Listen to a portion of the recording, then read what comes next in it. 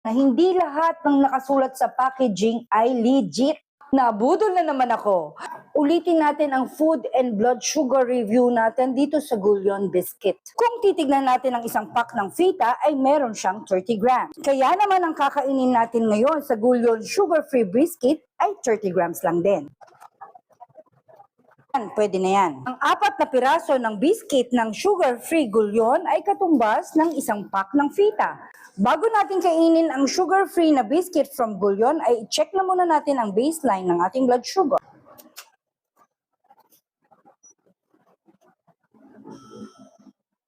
So 123 as of 11:03 a.m. Kainin na muna natin ang 4 na pirasong sugar-free ng biscuit at babalik tayo after 1 hour para makita natin kung meron nga ba siyang spike sa ating blood sugar o wala.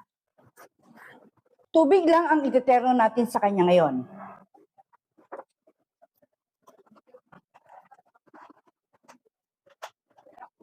Nakalipas na ang 1 oras matapos natin kainin yung 4 na pirasong biscuit ng sugar-free na Gullion, i-check na natin ang ating blood sugar kung meron bang naging spike ito sa ating blood sugar o wala.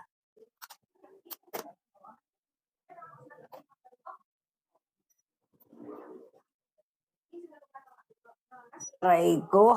196 as of 12:12 ng hapon. Meron talagang spike yung biscuit sa ating blood sugar.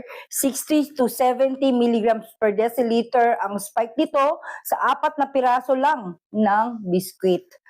So lagi nating tatandaan na hindi lahat ng nakasulat sa packaging ay legit.